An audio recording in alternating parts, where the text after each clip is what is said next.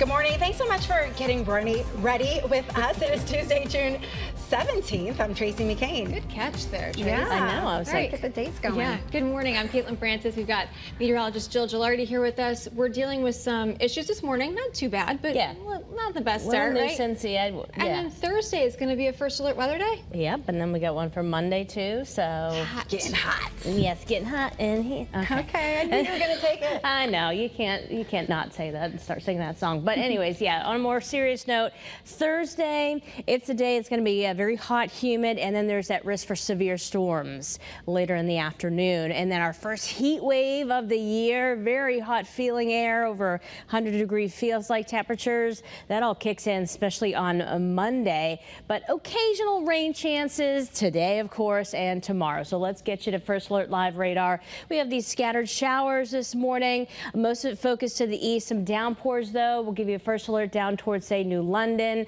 and in the Groton area, Mystic. Yeah, it's not the best weather to start off our day. Visibility is knocked down in some areas, too. So the chance for the pups to get wet paws certainly highest early on this morning. The coverage starts to decrease, though, but doesn't completely go away as we head through the afternoon. But improvements will be there. And as we get into tomorrow, also some subtle rain chances. But yeah, of course, Thursday takes the cake for the First Alert Weather Day. We'll break down those rain chances for you more in detail coming up here in just a few minutes. Caitlin? All right, thanks, Jill. Good morning, everyone. Let's get you an update here on those roads heading out the door. It's not the nicest start here to your Tuesday, so if you need to be at work here, live look outside in Hartford. Some spray coming up from those vehicles there, 91 north and southbound. Looks like we're dealing with an active shower through that stretch. Reduced visibility. Vernon not looking bad. You can see those roads still a little damp. 84 east and westbound off of Hartford Turnpike. Middletown along Route 9 there, and Meriden along 91 north and southbound right by exit 17. So right where you would head on to the Parkway. Moving along, but we're dealing with a lot of daytime construction that's expected to pick up in just about an hour and a half from now. No crashes, which is some good news here, but we are dealing with some delays, especially down through Fairfield County, about a 100-minute ride, so just over an hour and a half. New Haven to the George Washington Bridge, pretty typical for this morning. And again, that weather could slow you down a little on the road. That's a quick check at your Connecticut Chevy First Alert traffic report, driven by your Connecticut Chevy dealers. 7:03, the trial for the person police say stabbed and then killed a teenager at a house party set to begin this morning. Raul Valley was 16 years old when prosecutors say he killed 17-year-old Jimmy McGrath, a student at Fairfield Prep, and this all happened back in 2022. Your reporter Owen Kingsley is outside the Milford Courthouse with what you can expect on day one of the trial. Well, it was a high school house party that ended in tragedy. Fairfield Prep student Jimmy McGrath was killed and 4 others injured in a stabbing just outside of the house in Shelton just over 3 years ago. Raul Valley, now 20 years old, accused of the stabbing, will finally face a judge this morning. Police believe students from another school arrived at the party in May of 2022 before an altercation began. Investigators say a Fairfield Prep student crashed a party earlier in the evening. Potential witnesses include members of the Shelton Police Department who responded to the stabbing, doctors from local hospitals, witnesses who were at the party, and McGrath's father. Valley was charged with murder and assault. The trial is expected to last 2 weeks. Now, 2 years ago, Valley pled not guilty after rejecting a plea deal that would have landed him behind bars for 40 years. Now, that trial expected to begin a little later this morning at 10 o'clock here at Milford Superior Court. We'll be streaming it live on WFSB+. Your reporter in Milford, Owen Kingsley, Channel 3 Eyewitness News. We're on top of some breaking news from overnight. A 24-year-old man died after he lost control of his dirt bike and then collided with an oncoming car in Plainfield. Police say this all happened on Norwich Road. The driver of that vehicle working with police this morning. We're on top of developing news right now in New Haven. Police say someone was hit by a bullet inside a house. Those bullets coming from outside on Eldridge Street late last night. Police did not say anything about the victim's condition at this time, but we do know they were grazed by that bullet. We're working to learn if police have identified a suspect and whether that shooter was targeting the person inside.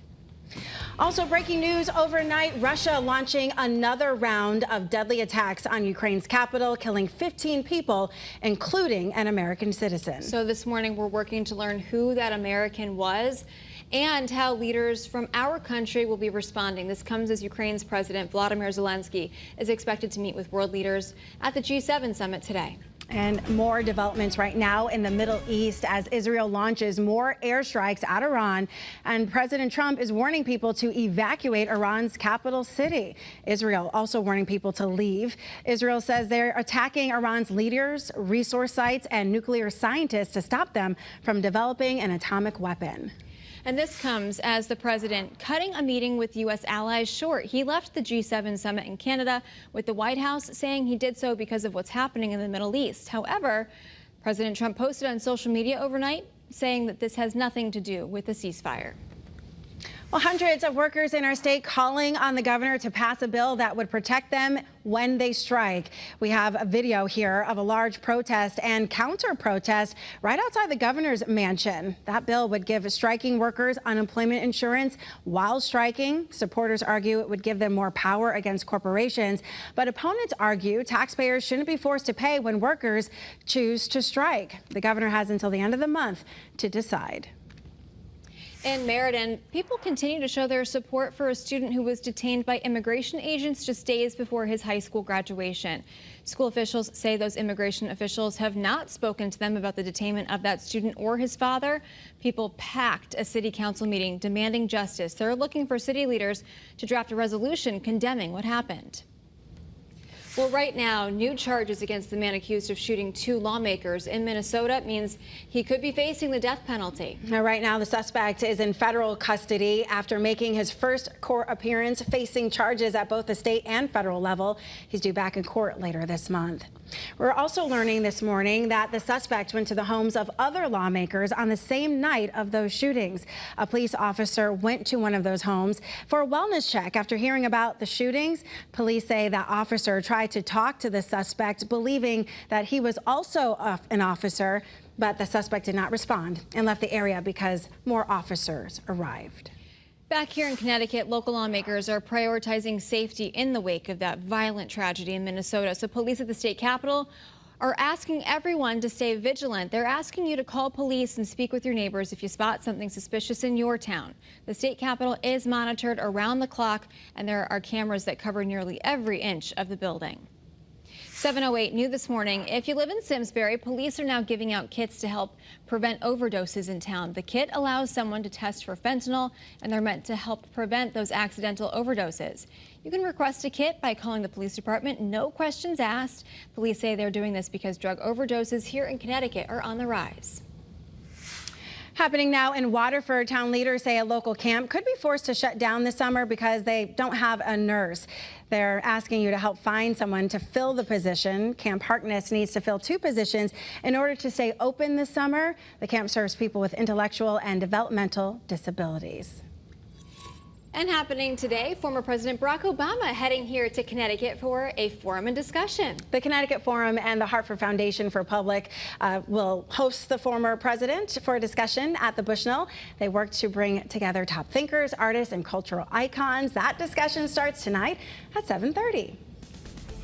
Well, good morning, everyone. We've been obviously tracking areas of rain, a little damp for some of us to start this morning. And we're talking about those conditions, not the greatest right now in, say, for example, New London. We've got the rain coming down. It's 62 degrees. And what we're expecting as we go through, at least this morning, the bulk of the steadier rain is focused over towards New London. So let's show you on First Alert Live radar what's happening down there. So some downpours in the Mystic area over towards Old Lyme. As we kind of widen out the view, you can see a scattered shower, especially to the east, a little break, and then more developing back to the west. So yeah, you don't need to water today. Mother Nature is doing that for you. Challenging to get out there and do some mowing with the off and on showers, especially going on this morning. Temperatures held back today because of the rain. So certainly the temperatures won't be bad right now, but they're going to be really cooking by Thursday. It's First Alert Weather Day. It's going to be hot, humid, with the risk for late day severe storms. So we'll talk more about that and that heat wave expected for next week in the next 5 minutes.